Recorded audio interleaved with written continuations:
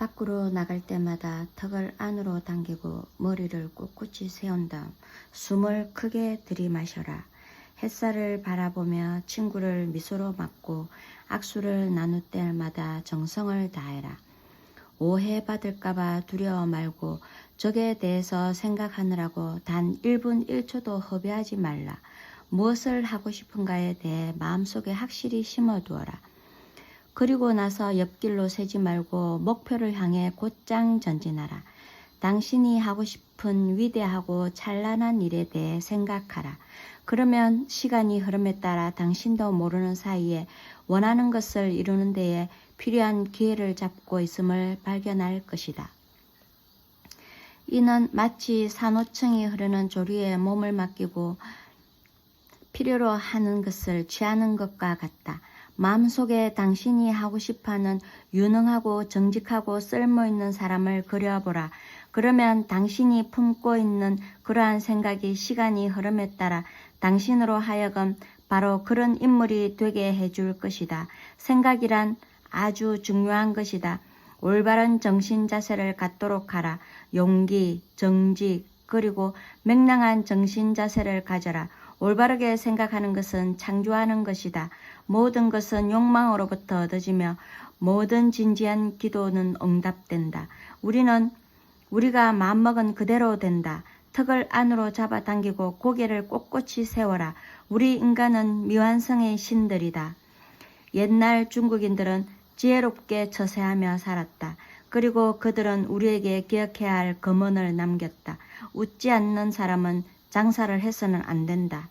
당신의 미소는 호의를 전달하는 심부름꾼이다.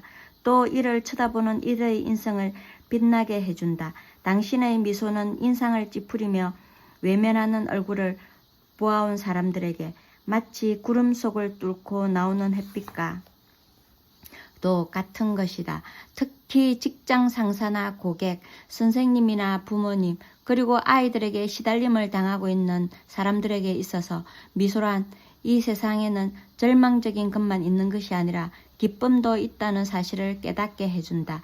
몇 년 전에 뉴욕에 있는 어느 백화점이 크리스마스 쇼핑으로 붐비는 동안 판매원들이 시달리고 것을 깨닫고 다음과 같은 소박한 철학이 담긴 광고를 냈다. 크리스마스에 보내는 미소의 가치. 미소는 아무런 대가를 치르지 않고서는 많은 것을 이루어냅니다. 미소는 받는 사람의 마음을 풍족하게 해주지만 주는 사람의 마음을 가난하게 만들지는 않습니다. 미소는 순간적으로 일어나지만 미소에 대한 기억은 때때로 영원히 지속됩니다. 미소 없이 살아갈 수 있을 만큼 부자인 사람은 없고 그 혜택을 누리지 못할 만큼 가난한 사람도 없습니다. 미소는 가정의 행복을 만들어내며 사업에서는 호의를 베풀게 하고 우정의 표시로 나타나기도 합니다. 미소는 지친 사람에게는 안식이며 절망에 빠진 사람에게는 햇빛이고 슬픈 사람에게는 태양이며 또한 모든 문제에 대한 자연의 묘약이기도 합니다. 그러나 미소는 살 수도 없고 구걸할 수도 없으며 빌리거나 훔칠 수도 없습니다. 왜냐하면 미소는 누구에게 주기 전에는 아무 쓸모가 없기 때문입니다.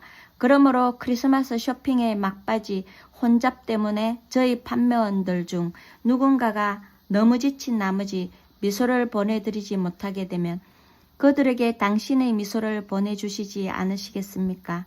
왜냐하면 너무나 많은 미소를 준 나머지 더 이상 줄 수 있는 미소가 없는 이들이야말로 누구보다도 더 미소가 필요하기 때문입니다. 미소를 지어라. 스마일. 상대방의 이름을 잘 기억하라. 1898년 뉴욕의 로클랜드 지역에서 불행한 일이 발생했다. 한 어린이가 죽어 마을 사람들은 장례식에 참석할 준비를 하고 있었다. 짐 팔리는 마구간에서 말을 끌어내고 있었다. 땅 위에는 눈이 쌓여 있었고 날씨는 매우 차고 매서웠다. 말은 날씨 탓으로 며칠 동안 운동을 시키지 않아 물통 곁으로 끌고 가려고 하자 갑자기 난폭해져 뒷발을 높이 치키 올려 그를 걷어차 죽이고 말았다. 그래서 스토니 포인트 마을에서는 2차례의 장례를 치르게 되었다. 짐 팔리는 미망인과 아들 셋 그리고 약간의 보험금을 남기고 죽었다. 큰아들 짐은 겨우 10살 난 소년으로 벽돌 공장에서 모래를 부어 벽돌을 만들어 햇볕에 말리는 일을 했다. 이 소년에게는 교육을 받을 기회가 전혀 없었다. 그러나 이 소년은 천성적으로 쾌활했고 사람들이 그에게 호감을 갖게 하는 재능이 있어서 마침내 정계에 입문했다. 세월이 지나자 그는 사람들의 이름을 외우는데 신비한 능력을 발휘했다. 고등학교 문 앞에도 가본 일이 없었지만 그는 46살이 되기 전에 4개의 대학에서 학위를 수여받았고 민주당 전국위원회의 의장과 미 합중국 최신부 장관이 되었다. 언젠가 나는 그와 인터뷰하는 자리에서 그의 성공 비결을 물었다. 그가 열심히 일하는 것이지요 라고 말했다. 내가 농담이시지요 라고 말하자 그는 도리어 나에게 물었다. 당신은 나의 성공 비결이 무엇이라고 생각하십니까? 의장님은 수천 명의 사람들의 첫 이름자만 말해도 그들의 얼굴을 모두 기억할 수 있는 분이라고 알고 있습니다. 라고 대답했다. 아니, 틀렸소. 5만 명의 이름을 기억할 수 있소. 라고 그가 말했다. 이것을 꼭 명심하기 바란다. 팔리는 이런 능력으로 1932년 프랭클린 D 루즈벨트 대통령 선거 유세 운동을 성공적으로 이끄는 루즈벨트가 영광스러운 백악관의 주인이 되게 하는데 크게 기여했다. 팔리는 석고 외판원으로 여기저기 방문했던 시절과 스토니 포인트 지역에서 가게를 하던 때 사람의 이름을 기억하는 방법을 관해냈다. 처음에는 무척 간단한 것이었다. 그는 새로운 사람을 만날 때마다 그 사람의 성과 이름, 가족, 하고 있는 일, 그리고 정치적인 견해 등을 알아냈다.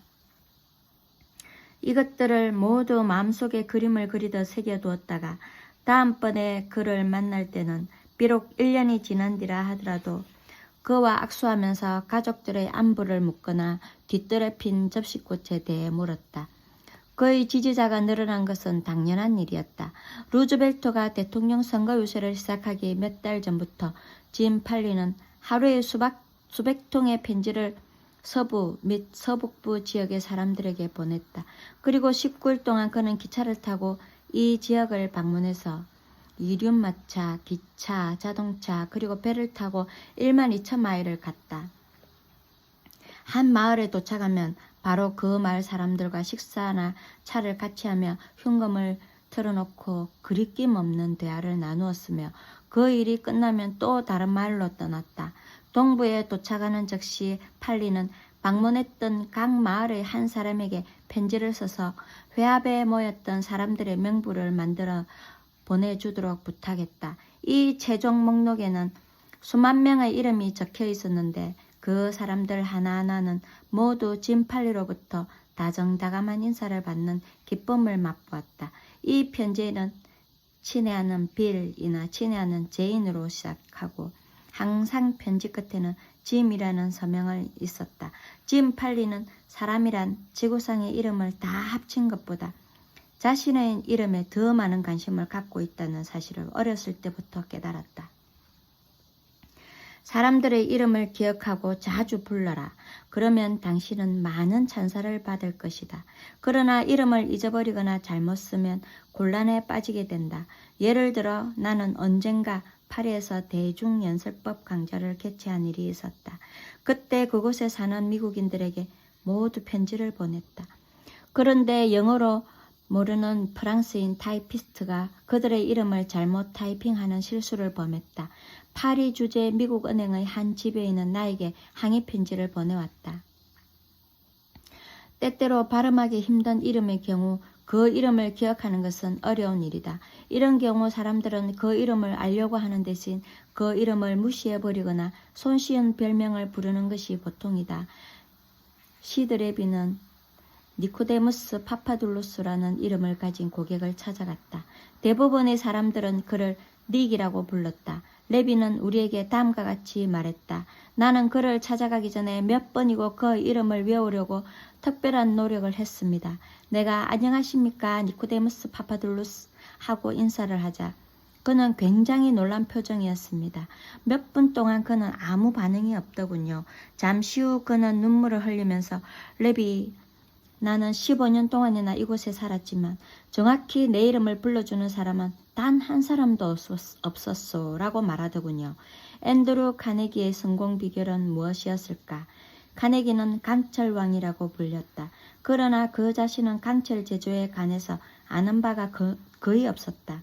카네기는 자기보다 강철 제조에 대해 월등히 많이 알고 있는 수백 명의 사람들을 거느렸을 뿐이다. 카네기는 사람들을 다루는 법을 알았기 때문에 큰 돈을 벌였다. 어릴 적부터 그는 조직을 운영하는 능력과 리더십에 있어서 천재성을 발휘했다. 10살 때부터 그는 사람들이 자신의 이름에 놀랄 만큼 중요한 의미를 부여하고 있음을 발견하고는 이를 방편으로 다른 사람들의 협조를 구했던 것이다. 신뢰를 들어보면 스코틀랜드에서 보낸 어린 시절 카네기는 어미 토끼 한 마리를 갖게 되었다. 얼마 지나지 않아 새끼 토끼들을 많이 기르게 되었는데 그들에게 먹일 먹이가 하나도 없었다.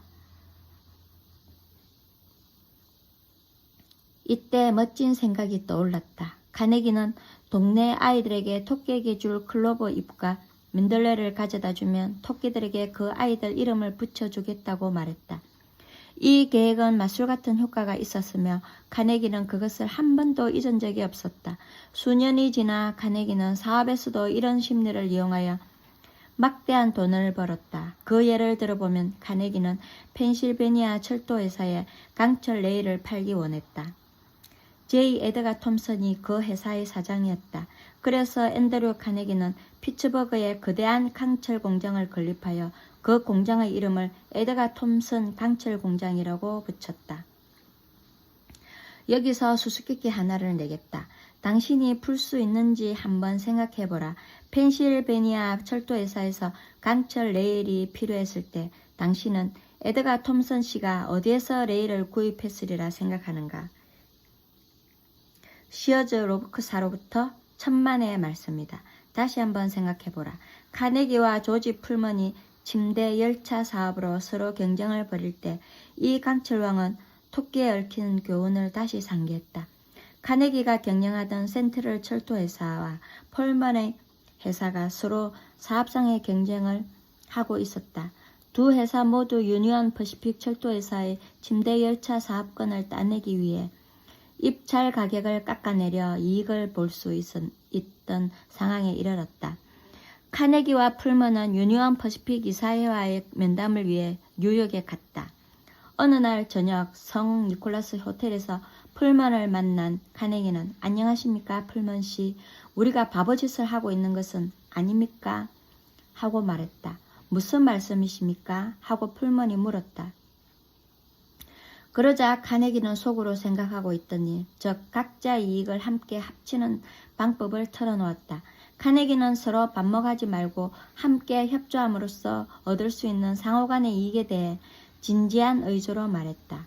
풀먼은 주의 깊게 귀를 기울였으나 완전히 확신할 수 없었다. 드디어 그는 새 회사의 이름을 뭐라고 부를 건가요? 하고 물었으며 카네기는 즉시 이렇게 대답했다.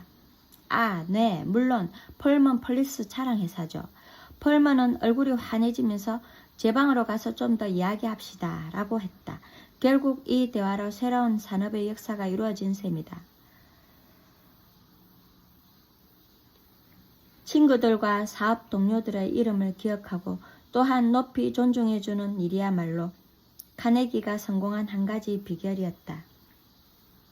카네기는 자기 공장에서 일하는 인부들의 이름자만 돼도 그들의 이름을 똑똑히 기억하는 것을 자랑으로 여겼고 그가 책임자로 있던 공장이 한 번도 파업한 적이 없었던 점을 자랑했다.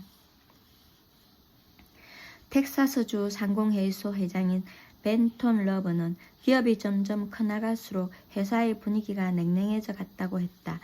그는 다음과 같이 말했다. 기업에 훈훈한 기운을 불어넣어주기 위한 한 가지 방법은 사람들의 이름을 잘 기억하는 것이다. 이름을 기억하는 데 서투다고 말하는 경영자는 사업의 중요한 부분을 모르고 있다고 말하는 것이며 언제 도산에 빠질지 모르는 사람이다. 캘리포니아의 렌초 팔로스 베르데스에 사는 카렌 큐스는 TWA 항공사의 스튜어디스인데 그녀는 승객들의 이름을 가능한 한 많이 외워 손님들의 시중을 들 때마다 이름을 사용하기로 했다. 이렇게 하자 항공사에 그녀에 대한 찬사가 쏟아졌다. 어느 승객은 나는 오랫동안 TWA는 타지 않았는데 이제부터는 이 비행기만 탈 예정입니다. D 항공사는 승객을 무척 위하는 회사라는 느낌이 들었고 나는 이 점을 높이 사고 있습니다. 라고 편지를 보내왔다. 사람들은 자신의 이름을 자랑스럽게 여기기 때문에 어떠한 대가를 치르더라도 그 이름을 영원히 남기고 싶어한다. 심지어는 당대 최고의 흥행가로서 허풍이 심하고 고집이 셌던 P.T. 바넘도 자신의 이름을 이어줄 아들이 없어 실망한 나머지 손자 C.H. 실리에게 바넘 실리로 개명해 준다면 25,000달러를 주겠다는 제의를 했다.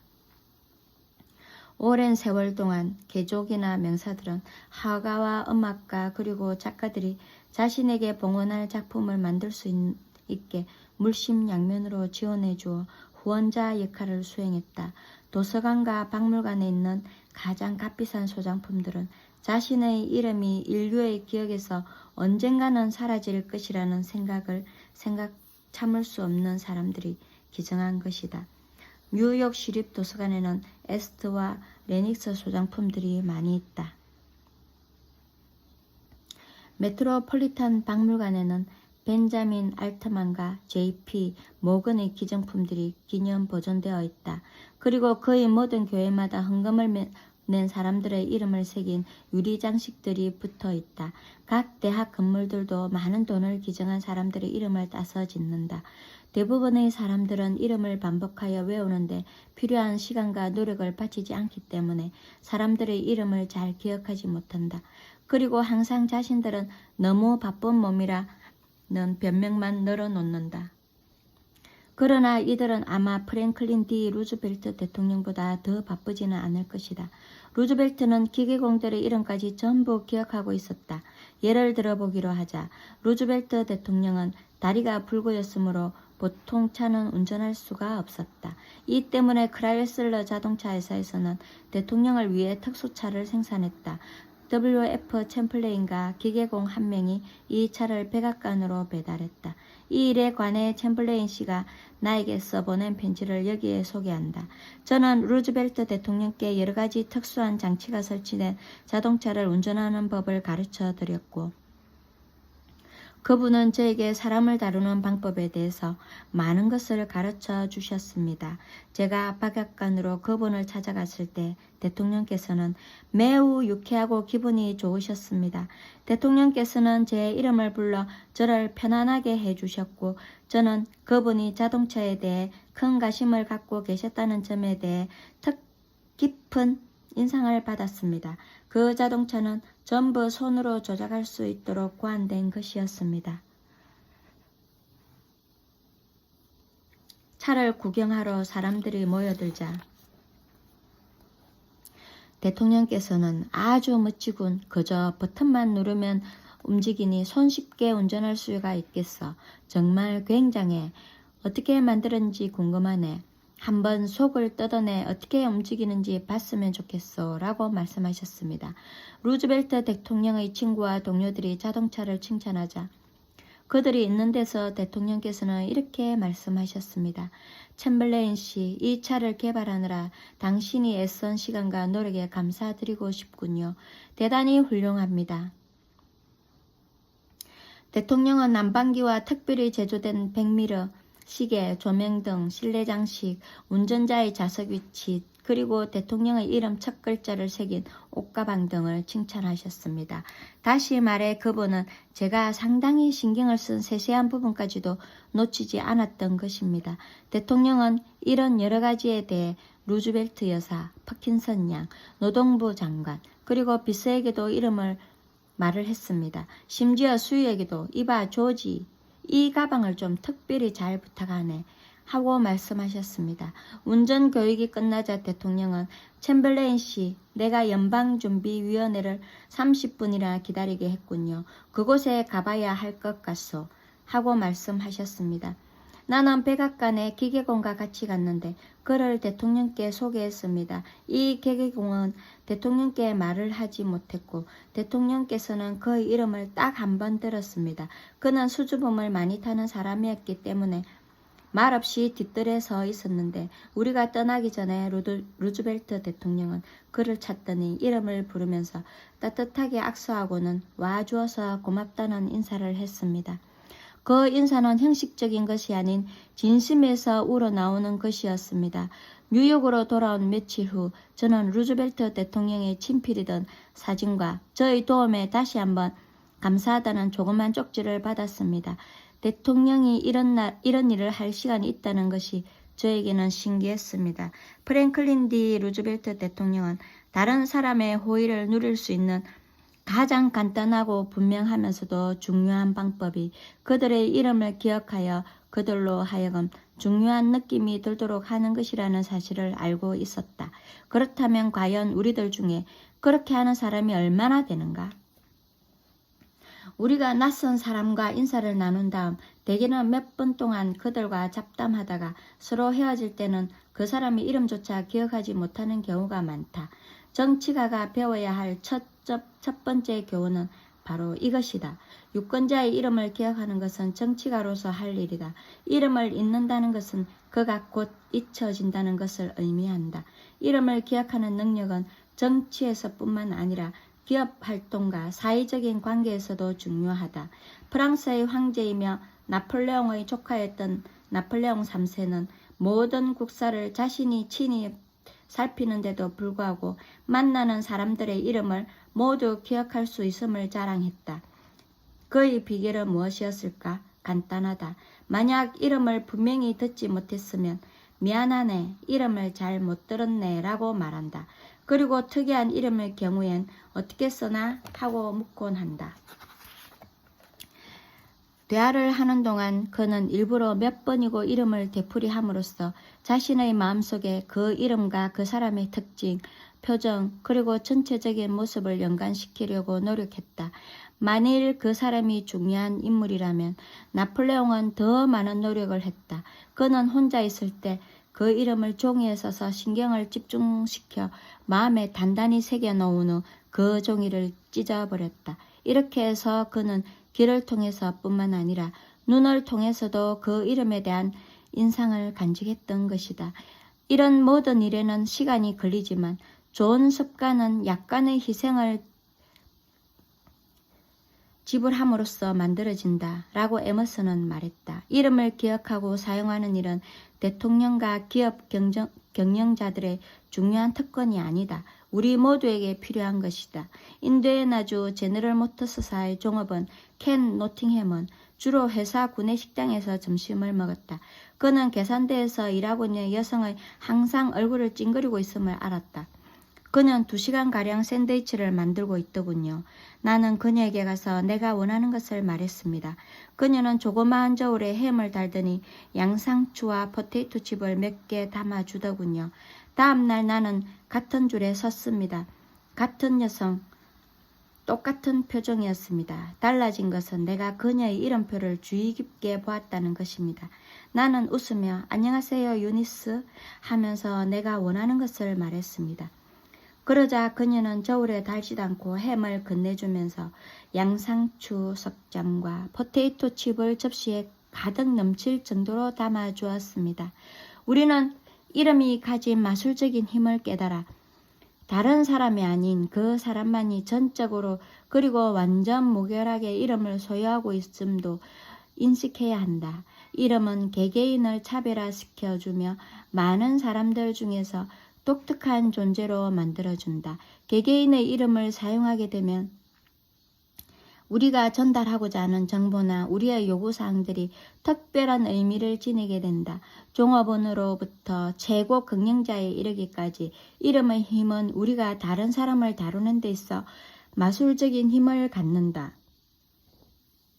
당사자들에게는 자신의 이름이 그 어떤 것보다도 기분 좋고 중요한 말임을 명심하라.